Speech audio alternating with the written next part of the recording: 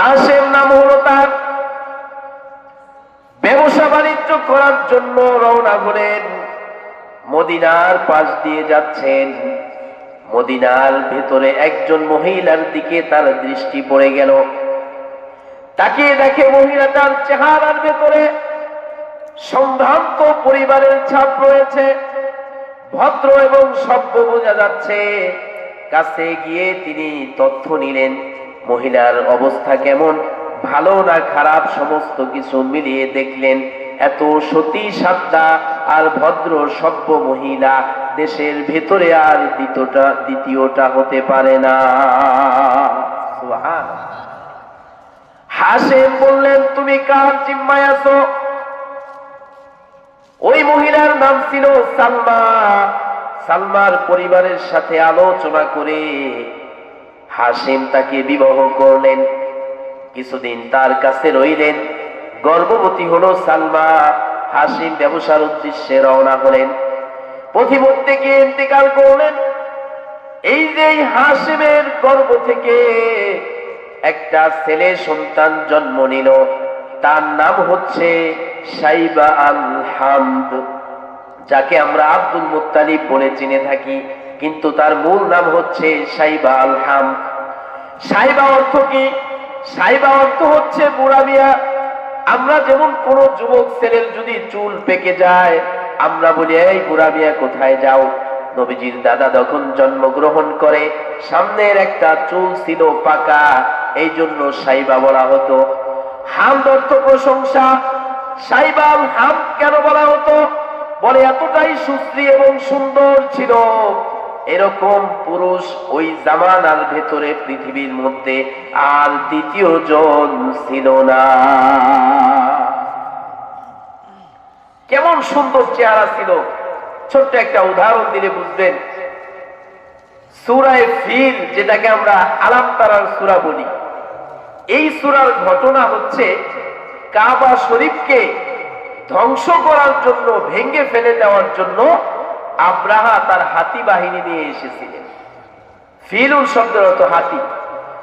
অনেক দূরে থেকে আসতে, ওইটা অনেক লম্বা চূড়া ঘটনা। এসে চিন্তা করলেন আজকে এখানেই অবস্থান করি, একটু গেলেই কাবা পাবো, আগামীকাল সকালবেলায় হাতি নিয়ে গিয়ে কাবাকে ভেঙে ফেলবো। বলেন নাউজুবিল্লাহ। আব্রাহার যারা লোকজন ছিল তারা আশেপাশে গিয়ে দেখে অনেক উট রয়েছে, অনেকের ছাগল আছে, দুম্বা আছে, ভেড়া আছে, বকরি আছে। এগুলো লুটপাট করে আব্রাহার বাহিনী তাদের তাঁবুতে নিয়ে আসলো। ওখানে নবীজির দাদা আব্দুল মুত্তালিবেরও 100 উট ছিল। নবীজির দাদা আব্দুল মুত্তালিব যখন এই সংবাদ শুনলেন, আমার 100 উট তারা ধরে নিয়ে গিয়েছে, আব্দুল মুত্তালিব সেখানে চলে গেলেন। আব্রাহা একজন বাদশা ছিল। নবীজির দাদার চেহারা দেখে নিজের চেয়ার ছেড়ে দিয়ে নবীজির দাদাকে বসিয়েছে। কেমন সুন্দর আকৃতি ছিল। নবীজির দাদা আব্দুল মুত্তালিব ছোট্ট। সাইবা আল হামদ তার নাম। সাইবা আল হামদের অর্থাৎ নবীজির দাদার একজন চাচা ছিল, তার নাম ছিল মুত্তালিব। তিনি চিন্তা করলেন আমার ভাইয়ের একটা ছেলে জন্ম নিয়েছে মদিনার মধ্যে, ওখান থেকে তাকে নিয়ে আসতে হবে। আমার ভাইয়ের সম্পত্তির উত্তরাধিকারী হবে এই ছেলে। এজন্য চলে গেলেন সেখানে। নবীজির দাদা সাইবা আল হামদকে উটের পিছনে চড়িয়ে বাড়ির দিকে নিয়ে আসতেছে। এলাকার মানুষ মুত্তালিবকে দেখে বললেন, মুত্তালিব তোমার পিছনে এই ছেলেটাকে। মুত্তালিব চিন্তা করলো এটা তো আমার ভাতিজা, কিন্তু তার পরনের যেই কাপড় চুপড় নিম্ন শ্রেণীর কাপড় চুপড়, আমরা এত বড়লোক মানুষ, এটা যদি মানুষ শুনে আমার ভাতিজা, আমাকে মানুষ তিরস্কার করবে। তোমার এত টাকা পয়সা অথচ তোমার ভাতিজার কাপড় চুপড়ও ভালো দেখা যায় না। এজন্য উনি কৌশল হিসাবে বললেন আমার গোলাম, অর্থাৎ আব্দুল মুত্তালিব অর্থ হচ্ছে মুত্তালিবের গোলাম। এই কথা বলে বাড়িতে নিয়ে গেলেন। কাপড় চুপড় দামি দামি কাপড় চুপড় পরালেন। পরবর্তীতে বাহিরে বের হয়েছে, লোকজন জিজ্ঞেস করে এই যে আব্দুল মুত্তালিব আসছে, অর্থাৎ মুত্তালিবের গোলাম আসছে, আব্দুল মুত্তালিব যতই বলেছে আমার ভাতিজা, এই কথা তারা আর মানে নাই, তারা আব্দুল মুত্তালিবই বলেছে। এজন্য নবীজির দাদার নাম পরবর্তী হয়েছে আব্দুল মুত্তালিব। সুবহানাল্লাহ। আব্দুল মুত্তালিব বিবাহ শাদী করলেন, তার ঔরসে একজন মাত্র ছেলে জন্ম নিয়েছে, তার নাম হচ্ছে হারিস। তার নাম কি? হারিস। রাসূল করিম সাল্লাল্লাহু আলাইহি ওয়াসাল্লামের অনেক আগে ইসমাঈল আলাইহিস সালাম এবং তার মা হাজেরা দুইজনকে ইব্রাহিম আলাইহিস সালাম মক্কায় আল্লাহর নির্দেশে রেখে গিয়েছিলেন, এটা আপনারা জানেন। পানি ছিল না, হাজেরা দৌড়াদৌড়ি করতেছে, আমার শিশু ইসমাঈল পানি পাবে কোথায়? হঠাৎ করে পায়ের গোড়ালির থেকে একটা কূপের জন্ম হয়, কুয়া হয়, সেই কুয়ার নাম হচ্ছে জমজম কূপ। বলেন সুবহানাল্লাহ। এই কূপটা ইসমাঈল আলাইহিস সালাম বড় হলেন, তিনি বিবাহ করলেন তার শ্বশুর বাড়ির বংশের সাথে, আর তার বংশের সাথে ঝগড়া লেগে শ্বশুর বাড়ির বংশ পরাজিত হয়ে গেল, তারা ওই দেশ ছেড়ে চলে যাবে অন্যত্রে। ওনারা চিন্তা করলো এই জমজম কূপকে আমি একেবারে নিঃশেষ করে দিয়ে যাব, বালি দিয়া মরুভূমির ভিতরে মিশাইয়া দিছে, কোনো চিহ্নও ছিল না। এটা কেন বললাম? আব্দুল মুত্তালিব কাবা ঘরের পাশেই ঘুমিয়ে আছে, একদিন স্বপ্নে দেখে একজন লোক এসে বলতেছে, আব্দুল মুত্তালিব তুমি বাল্লা খনন করো। আব্দুল মুত্তালিব বললেন, বাল্লা কি জিনিস? স্বপ্ন ভেঙে গেল, ঘুম ভেঙে গেল, স্বপ্নের ব্যক্তিও চলে গেল। দ্বিতীয় দিন আবার সেখানেই ঘুমিয়ে রয়েছে, আবার স্বপ্নের মধ্যে একজন ব্যক্তি এসে বলতেছে, মাজনুনা খনন করো। বলে মাজনুনা কি জিনিস? স্বপ্ন ভেঙে গেল, তৃতীয় দিন আবার ঘুমিয়ে রয়েছে সেখানে, স্বপ্নের মধ্যে ওই লোকটা এসে বলতেছে, আব্দুল মুত্তালিব তুমি জমজম কূপ খনন করো। বলেন সুবহানাল্লাহ। বলে জমজম কূপ কোথায়? স্বপ্নের মধ্যে একটা এরিয়া দেখানো হলো, এই এরিয়ার মধ্যেই জমজম কূপ আছে। আব্দুল মুত্তালিব তার ওই এক ছেলে হারিসকে নিয়ে জমজম কূপ খুঁজতে শুরু করলেন। অনেক সময় চলে গেল, অনেক দিন চলে গেল, জমজম কূপ খুঁজে পাচ্ছে না। উনি বললেন, আল্লাহ তুমি যদি আমাকে 10টা পুত্র সন্তান দান করো, আমি এখান থেকে একটা ছেলে তোমার রাস্তায় কুরবানি করে দেব। একটা ছেলেকে কুরবানি করে দেব। তো জমজম কূপ খুঁজে পেয়ে গেলেন, পরিষ্কার পরিচ্ছন্ন করে হাজীদের জন্য পানি পান করার ব্যবস্থা করলেন। এরপরে আল্লাহ রাব্বুল আলামিন তাকে 10টা ছেলে দিয়েছেন, আর আগের এক ছেলে, মোট কয় ছেলে হইল? 11 জন ছেলে। জমজম কূপ পায়ে গেছে, হাজীদেরকে পানিও পান করাইতেছে। এর মধ্যে প্রায় 15-20 বছর চলে গেছে। আবার সেই কাবার পাশে হাতিমে ওখানে ঘুমিয়ে রয়েছে। হঠাৎ করে স্বপ্নে দেখে, আব্দুল মুত্তালিব তুমি তোমার ওয়াদাকে এবার বাস্তবায়ন করো, তুমি যে আল্লাহর কাছে ওয়াদা করেছিলে কুরবানি করবে, সেটা এখন বাস্তবায়ন করো। আব্দুল মুত্তালিব দেখলেন যে না, ঠিক আছে, আমি ওয়াদা করেছি আল্লাহর কাছে, এটা তো পূরণ করতে হবে। বাড়িতে গিয়ে ছেলেদেরকে নিয়ে বসলেন যে বাবারা, আমি তো একটা স্বপ্নে দেখেছি আমার ওয়াদা বাস্তবায়ন করার কথা, আমি তো আল্লাহর কাছে বলেছিলাম, আল্লাহ তুমি যদি আমাকে 10টা ছেলে দাও, তার মধ্য থেকে একটা ছেলেকে আমি তোমার রাস্তায় কুরবানি করে দেব। ছেলেরা বললেন, বাবা আপনি যাকে ইচ্ছা কুরবানি করেন, কোনো সমস্যা নাই, তবে লটারি দিলে ভালো হয়। লটারি দিলে কি হয়?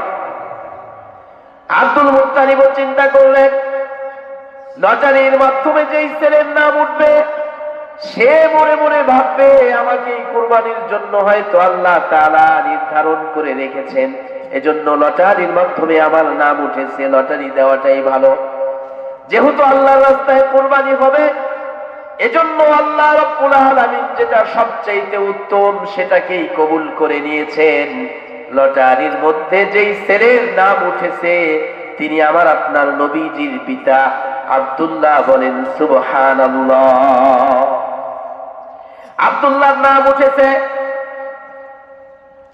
আব্দুল্লাহর বোনেরা বলল, বাবা আব্দুল্লাহকে কুরবানি দেওয়া যাবে না। বলে কেন? বলে আমরা যখন বাড়িতে আসি আব্দুল্লাহর চেহারা দেখলে আমাদের ভালো লাগে। ব্যবসায়ীরা ব্যবসা করতে যাবে, আব্দুল্লাহকে দেখেও ব্যবসায় গেলে ব্যবসায় লাভবান হয়ে যায়। আমাদের মন খারাপ থাকলে বাড়িতে এসে আব্দুল্লাহর দিকে তাকাইলে আমাদের দুঃখ বেদনা সবকিছু দূর হয়ে যায়। আপনি আব্দুল্লাহকে কুরবানি না দিয়ে 10টা উট এক পাশে রাখেন, আব্দুল্লাহকে আর এক পাশে রেখে লটারি দেন, যদি উটের নাম ওঠে উটকে কুরবানি দিবেন। আব্দুল্লাহ 10টা উট আব্দুল মুত্তালিব 10টা উট এক পাশে রাখলেন, আব্দুল্লাহকে আর এক পাশে রাখলেন। লটারি দেওয়া হলো, আব্দুল্লাহর নাম উঠলো, আবার 10টা উট যোগ করলো 20টা উট। এইভাবে 10 বার লটারি দিয়েছে। 10 10কে 100 উট এক পাশে, আব্দুল্লাহ আর এক পাশে। এইবার লটারি দিয়েছে, উটের নাম উঠেছে 100 উট আল্লাহর রাস্তায় কোরবানি করে দিলেন। আব্দুল্লাহকে নিয়ে বাড়িতে ফিরে এসে সকলেই আনন্দ যাপন করতেছে। বোনেরা বলতেছে, আব্বা আমাদের ভাই আব্দুল্লাহকে এইবার বিবাহ করাতে হবে, বলেন সুবহানাল্লাহ। আব্দুল মুত্তালিব বললেন, ঠিক আছে বিবাহ করাবো। পাত্রী বলে, আমার এক বন্ধু আছে মদিনায় থাকে, তার নাম হচ্ছে আব্দে মানাফ, তার এক মেয়ে আছে, ওই মেয়ের নাম হচ্ছে আমেনা। শুনেছি অনেক ভদ্র সভ্য সুন্দরী সুশ্রী, এত ভদ্র মেয়ে পৃথিবীতে আর দ্বিতীয় জন হতে পারে। আব্দুল মুত্তালিব তার ছেলে আব্দুল্লাহকে নিয়ে মদিনার দিকে রওনা হলেন, আব্দে মানাফের বাড়ির দিকে। পথিমধ্যে একজন মহিলার সাথে দেখা। ওই মহিলার নাম হচ্ছে ফাতেমা বিনতে মুর। এই মহিলা ইহুদি মহিলা ছিল, তাওরাত কিতাবের জ্ঞান তার ছিল। সে জানতো এমন একটা সময়ে এখান দিয়ে নবীজির পিতা আব্দুল্লাহ যাবে, আর আব্দুল্লাহর চেহারা সুরত এরকম এরকম হবে। মহিলা চিন্তা করলেন, এই সেই পুরুষ যার গর্ভ থেকে, যার স্ত্রীর গর্ভ থেকে জন্ম নেবে আখিরি জামানার নবী মুহাম্মাদুর রাসূলুল্লাহ সাল্লাল্লাহু আলাইহি ওয়াসাল্লাম। এটা দেখে ফাতেমা বিনতে মুর আব্দুল্লাহকে বলল, আব্দুল্লাহ কি এদিকে একটু শোনো। আসলো, আসার পরে বলল, তুমি আমাকে বিবাহ করো। আব্দুল্লাহ বললেন যে না, আমি বিবাহ করব আব্দে মানাফের কন্যা আমেনাকে, আমি তোমাকে বিবাহ করব না। অনেক কিছু দিতে চাইলেন, বলে না তাও করব না। সর্বশেষ ফাতেমা বিনতে মুর, সে খুব নবী ছিল, ভালো জিনিসের নবী, খারাপ জিনিসের নবী না। তার একটা লোভ ছিল যে আমার গর্ভ থেকে যদি আখিরি জামানার নবী আসে, আমার মতে এত সৌভাগ্যবান মহিলার পৃথিবীতে দ্বিতীয় জন হবে না। এই জন্য ফাতেমা বিনতে মুর বলল, তুমি যদি আমাকে বিবাহ নাও করো, আমার সাথে একটা রাত্রি যাপন করো, আমার সাথে কিছু সময় থাকো, যাতে করে তোমার কপালের যে নূর আছে মুহাম্মদ সাল্লাল্লাহু আলাইহি ওয়াসাল্লাম যাতে আমার গর্ভ থেকে জন্ম নেয়, বলেন সুবহানাল্লাহ। আব্দুল্লাহ বললেন না, তাও হবে না, কোনোভাবেই রাজি হলেন না। আব্দুল মুত্তালিবের সাথে মদিনায় গিয়ে আব্দে মানাফের কন্যা আমেনার সাথে বিবাহ হয়ে গেল। কিছুদিন সেখানে থাকলেন, আমেনার গর্ভে সন্তান ধরলো। আব্দুল্লাহ ওখান থেকে চলে আসলেন, ব্যবসার উদ্দেশ্যে রওনা হয়ে পথিমধ্যে গিয়ে কয়েকদিন যাবৎ জ্বর ভোগ করে ইন্তিকাল করলেন নবীজির পিতা। নবীজির মা গর্ভবতী, মক্কায় চলে আসলেন। শ্বশুর বাড়িতে রয়েছে, মাঝে মধ্যে কাজকর্ম করে, আবার অনেক সময় কুয়া থেকে পানি উঠিয়ে বাড়িতে নিয়ে আসে। এলাকার মহিলারা বলতে লাগলো, এই মহিলার স্বামী নাই, গর্ভবতী, এত ভালো আতর, সুঘ্রাণের আতর কেন এই মহিলা ব্যবহার করে, বলেন সুবহানাল্লাহ। মহিলার আলোচনা করতে করতে আব্দুল মুত্তালিবের কাছে বিচার দিলেন, ও আব্দুল মুত্তালিব, তোমার ছেলে দুনিয়ায় নাই, তোমার ছেলের বউ এত সুঘ্রাণের আতর কেন ব্যবহার করে? আব্দুল মুত্তালিব রাত্রি বেলায় নিজের ছেলের বউ আমেনাকে ডেকে বললেন, আমেনা, মানুষজন বলা বলি করে তুমি গর্ভবতী মহিলা, তুমি কেন এত দামি এবং সুঘ্রাণের আতর তুমি ব্যবহার করো? আমেনা বলে, বাবা, আমি তো কোনো আতর ব্যবহার করি না, কোনো সেন্ট আমি ব্যবহার করি না, তবে এই ঘ্রাণ কোত্থেকে আসে? বলে, আপনার ছেলের সন্তান যখন আমার গর্ভে এসেছে তখন থেকে আমার শরীর দিয়ে এরকম সুঘ্রাণ বের হতে থাকে, বলেন সুবহানাল্লাহ। এরপরে নবীজি সাল্লাল্লাহু আলাইহি ওয়াসাল্লাম জন্মগ্রহণ করলেন। জন্মগ্রহণ করার দিন এমন একটা সময়ে জন্মগ্রহণ করেছে যেটা ছিল সুবহে সাদেক, অর্থাৎ ফজরের ওক্ত যখন আসে ওই সময় জন্মগ্রহণ করেছে। এই সময় কেন করলেন জন্মগ্রহণ? বলে রাত আল্লাহর কাছে বলেছিল, আল্লাহ সর্বশেষ নবীর এত মর্যাদা হবে, আমি রাত্রের মধ্যে তুমি সর্বশেষ নবীকে দুনিয়ায় পাঠায়। বলেন সুবহানাল্লাহ।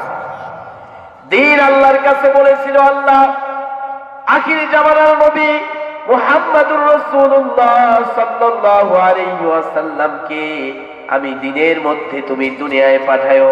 আল্লাহ রাব্বুল আলামিন দুইটার দোয়াই কবুল করেছে। সুবহে সাদিকের সময় দুনিয়ায় পাঠিয়েছে, কিছু অন্ধকার, কিছু আবার আলো, কিছু রাত্রের অংশ, কিছু দিনের অংশ। এমন একটা সময়ে পাঠায়া রাত এবং দিন উভয়টাকে খুশি করেছেন কে? দুনিয়ায় আসলেন, দিন চলে গেল, আসলো রাসূলের চাচা আবু তালেব খুশি হয়েছে। কেন? আমার ভাই দুনিয়ায় নাই, কিন্তু ভাইয়ের গর্ভে আল্লাহ রাব্বুল আলামিন সন্তান দিয়েছে। এই খুশি জায়গায় কোলের ভিতরে রেখেছে। সন্ধ্যার সময় কোলে নিয়ে উঠানের মধ্যে দুয়ারের মধ্যে বসে আছে। একটু পরে আকাশের দিকে তাকিয়ে দেখে অন্য অন্য দিনের চাঁদ আর আজকের চাঁদের আলো আকাশ পাতাল পার্থক্য। আওয়াজ দিয়ে বলেন সুবহানাল্লাহ। আকাশের চাঁদের দিকে তাকিয়ে আছে আবু তালেব। চাঁদের সৌন্দর্যতা দেখে দেখতে দেখতে খেয়াল করে আকাশের চাঁদ নিচের দিকে নেমে আসতেছে। আস্তে আস্তে একেবারেই কাছাকাছি চলে এসেছে। আবু তালেব সেখান থেকে সরে গেলেন ভয়ে যে আমার উপরে পড়ে যেতে পারে। দূরে গিয়ে খেয়াল করলো নবীজির কাছে এসে চাঁদ থেমে গিয়েছে। নবীজির হাত ডান দিকে নেয়, চাঁদ ডান দিকে যায়। নবীজির হাত বাম দিকে নেয়, চাঁদ বাম দিকে যায়। নবীজির হাত পায়ের নাড়াচাড়ার সাথে আকাশের চাঁদ ডান্স করতেছিল। বলেন সুবহানাল্লাহ। নবীজি সাল্লাল্লাহু আলাইহি ওয়াসাল্লামের জন্মের পরে একদিন চলে গেল, নবীজিকে দুধ পান করিয়েছে। নবীজির মা আমেনা 3 দিনের মতো দুধ পান করিয়েছে। এরপরে আবু লাহাবের দাসী সুয়াইবা কয়েকদিন দুধ পান করিয়েছে।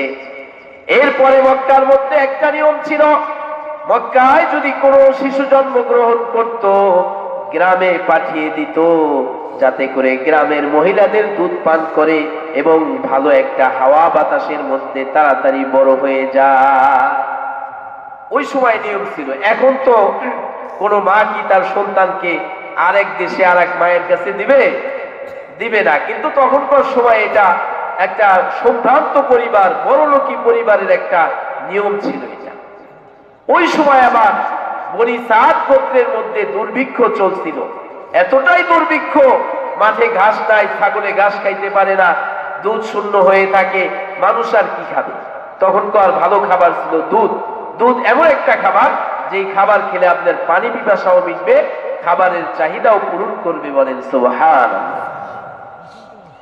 বনু সাদ গোত্রের মহিলারা চিন্তা করলো, আমরা মক্কায় যাব, মক্কায় থেকে যদি কিছু শিশু সন্তান নিয়ে আসতে পারি, তাদেরকে দুধ পান করিয়ে যদি আবার বড় করে ওখানে দিয়ে আসতে পারি, তাহলে কিছু টাকা পয়সা পাওয়া যাবে। ওই টাকা পয়সা দিয়ে আমরা ভালোভাবে চলতে পারবো। এই উদ্দেশ্যে বের হবে। ওই গোত্রের মধ্যে একজন মহিলা ছিল, তার নাম ছিল হালিমাতুস সাদিয়া রাদিয়াল্লাহু তাআলা আনহা। উনি বললেন, আমিও যাব তোমাদের সাথে, আমার স্বামীকে নিয়ে তোমাদের সাথে যাব। আমারও একজন দুধের শিশু আছে, একটা ছেলে আছে, কিন্তু কোনো টাকা পয়সা নাই। দুর্ভিক্ষের কারণে ছাগলগুলিও মাঠে ঘাস খেতে পারে না, তার থেকে দুধও পাই না, অনাহারে জীবন যাপন করতেছি। যদি একজন শিশুকে নিয়ে আসতে পারি তাহলে আমরা অনেক টাকা পয়সা পাবো। এই বলে একটা গাধী আর একটা উটনি নিয়ে সামনের দিকে রওনা হলো। একটু জিকির করেন লা ইলাহা ইল্লাল্লাহ সবাই। লা ইলাহা ইল্লাল্লাহ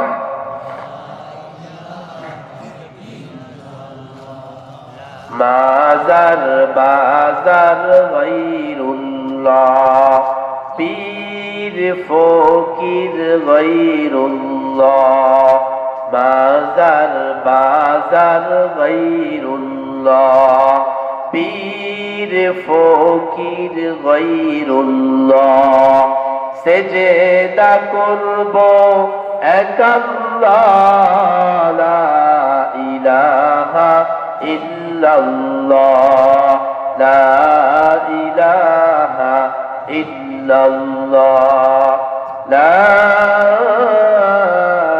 ইলাহা ইল্লাল্লাহ, মুহাম্মাদুর রাসূলুল্লাহ সাল্লাল্লাহু আলাইহি ওয়াসাল্লাম। তো বনু সাদ গোত্রের মহিলা হালিমাতুস সাদিয়া রাদিয়াল্লাহু তাআলা আনহা, উনি নবীজিকে আনার জন্য নয়, বরং শিশু আনার জন্য যাচ্ছে। বাহন হিসাবে একটা উটনি আর একটা গাধী, দুইজন মানুষ, স্বামী স্ত্রী, সাথে একজন ছেলে আছে, নিয়ে রওনা শুরু করলেন। অন্য যারা ছিলেন তাদের বাহনটা একটু শক্তিশালী ছিল, কিন্তু হালিমাতুস সাদিয়া রাদিয়াল্লাহু তাআলা আনহার বাহন এই গাধী আর উটনি বেশি দুর্বল ছিল, যার কারণে চলার সময় অন্যদের বাহনের সাথে যেতে পারে না। টানাটানি করে কোন রকম মক্কায় পৌঁছিয়েছে। গিয়া নবীজিকে যেই মহিলা দেখে সেই বুকের সাথে জড়িয়ে নেয়, চুমু খায়, বলে এই সন্তানকে আমি নেব। বলে এর বাবাকে? বলে এই শিশুর বাবা তো দুনিয়ায় নাই, মারা গেছে। মহিলারা চিন্তা করে যেই শিশুর বাবা নাই, এই শিশুকে যদি আমরা নিয়ে যাই, লালন পালন করলে বেশি টাকা পাওয়া যাবে না, সুতরাং অন্য একজন শিশুর খোঁজে যাই। অন্য একজন শিশুর খোঁজে যায়। সকলেই দেখেছে নবীজিকে, সকলেই পছন্দ করেছে, কারণ নবীজির চেহারা এমন সৌন্দর্যতা, যেই সৌন্দর্যতার কাছে সারা পৃথিবীর সৌন্দর্যতা ফেল হয়ে গেছে। বলেন সুবহানাল্লাহ। হযরত ইউসুফ আলাইহিস সালামও সুন্দর ছিলেন, কিন্তু ইউসুফের সৌন্দর্যতায় পাগল হয়েছিল একজন মহিলা, তার নাম ছিল জুলাইখা। কেমন পাগল ছিল? জুলাইখা ছিল একজন রাজার মেয়ে।